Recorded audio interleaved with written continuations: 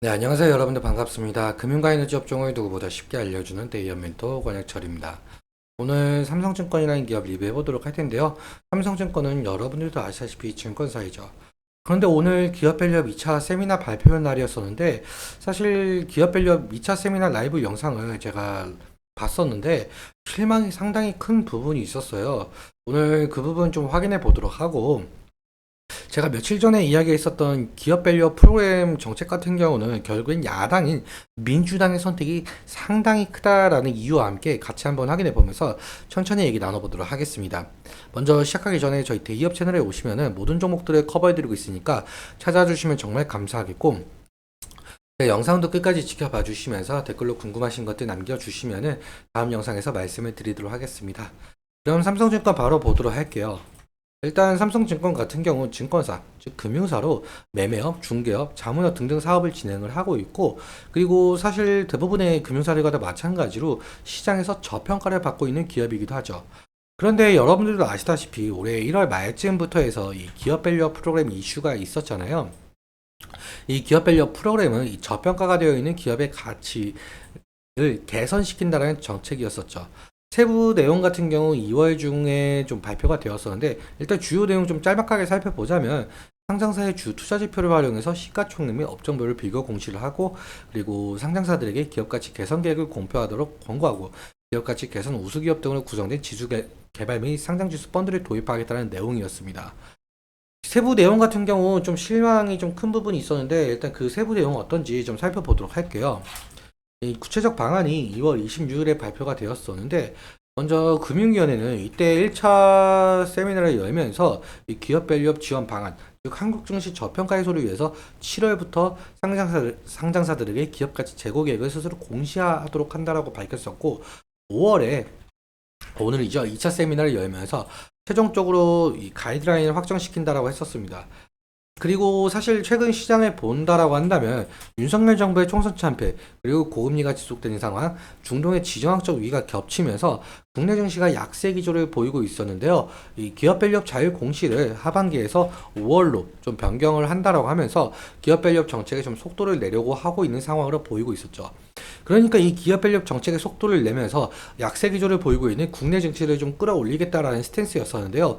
그런데 오늘 2차 세미나 라이브 영상을 좀 제가 봤는데 사실 2월 26일에 밝힌 내용과 크게 뭐 변화가 없다라고 느꼈거든요. 일단 한국거래소가 공유해준 이 별첨 자료를 좀 함께 살펴보자면 이 기업 가치 재고 계획에 대한 가이드라인인데요. 사실 아직까지는 확정된 건 아니고 뭐 검토 중이다, 뭐 예정 중이다, 뭐 이렇게만 말씀을 하시더라고요. 일단 쭉 한번 살펴보자면 이 가이드라인 같은 경우 이 전체적인 틀, 그리고 뭐 어떻게 작성을 해야 될 것인지에 대한 좀 가이드라인이고, 다음 시트를 좀 보자면은 이 기업 가치 재고 계획이 향후 기업이 뭐 주주 및 시장 참여자와 소통하는 중요한 수단이다라고 한답니다. 사실 이 부분도 처음에 기업 밸류업 정책을 시행을 했을 때 밝힌 부분이기도 하고요. 뭐 사실 뭐 별거 없습니다. 세 번째 시트를 좀 보자면 이 세부 향후 계획에 대한 세부 내용인데, 이 부분에 관련해서도 2월 26일에 발표되었던 향후 계획들 뭐 변화된 건 없어요. 일단은 변화된 내용도 없고, 다음 시트도 함께 보시자면은 이 부분도 좀 기업 가치 재고 계획 이런 부분들이거든요. 거의 대부분 2월 26일에 발표되었던 자료들과 거의 같은 내용이죠. 뭐 딱히 중요한 부분이 없고, 사실 제가 저번에도 말씀을 드렸었는데 이 기업 밸류업 프로그램 같은 경우 이 정부의 정책만으로는 할 수 없고 민주당의 선택이 상당히 중요하다라고 말씀을 드렸었는데, 일단 이 이유에 대해서 좀 말씀을 한번 드려보자면 이 야당인 민주당 측에서는 이 기업 밸류업 프로그램에 좀 반대하는 입장은 아니었어요. 그런데 이 민주당 측에서는 소액주주 권익을 보호하기 위한 정책, 즉 기업들의 이익과 반대되는 상당한 내용을 가진 정책을 공약을 한 바가 있었죠. 이 내용들인데요. 한번 읽어보시면 정말 도움이 될 것 같아요. 아무튼 이 기업의 자발적인 주주 환원 노력과 세제 혜택에 좀 초점을 맞춘 정부와 여당의 정책 방향성과는 아주 크나큰 차이가 있었죠. 앞서 말씀드린 대로 4월 총선에서 이 여당인 국민의힘이 참패를 했었고, 야당인 민주당이 좀 승리한 바가 있었죠. 그래서 더욱더 현 정부의 기업 밸류 정책이 좀 제동이 걸릴 것이다라는 시장 평가가 있었습니다. 다시 정리해서 말씀을 드려보자면 이 기획재정부가 밸류업 정책의 세제 혜택으로 제시한 이 법인세 세액 공제와 배당소득세에 대한 분리과세, 이 부담 경감 같은 경우 국회 동의, 즉 민주당의 동의가 있어야 실현이 될 수가 있거든요. 그런데 이런 세법을 다수당을 차지한 민주당이 부자 감세로 규정을 하게 되면서 반대할 경우에 세법 개정이 상당히 어려워지게 되죠. 그래서 이 기업 밸류 프로그램 정책이 좀 제동이 걸릴 가능성이 있겠는데요. 그래서 아직까지 이 세제 지원, 오늘 내용도 이 세제 지원, 세제 혜택에 대한 내용들이 하나도 없었어요. 하나도 없다 보니까 그냥 알맹이가 빠진 거죠. 여전히 검토 중이다 하는 입장을 좀 내세운 것 같아요. 일단 민주당도 이 1,400만 명에 달하고 있는 개인 투자자 여론에 좀 반응을 할 수밖에 없는 입장이긴 하죠.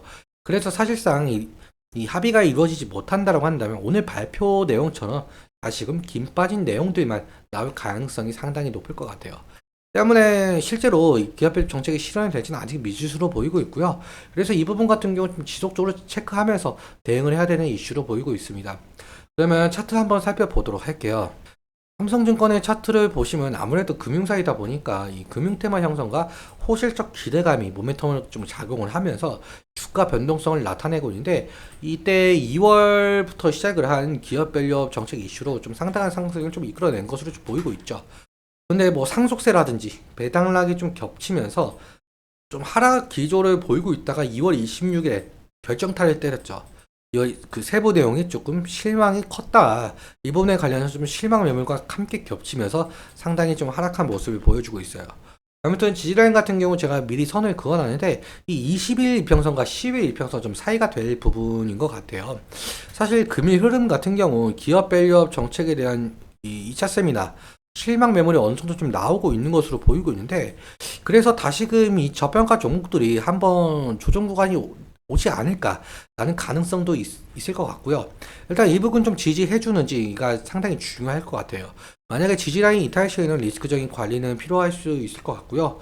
그리고 사실 기업 밸류 프로그램은 상당히 긴 시간을 좀 가지고 봐야 되겠죠.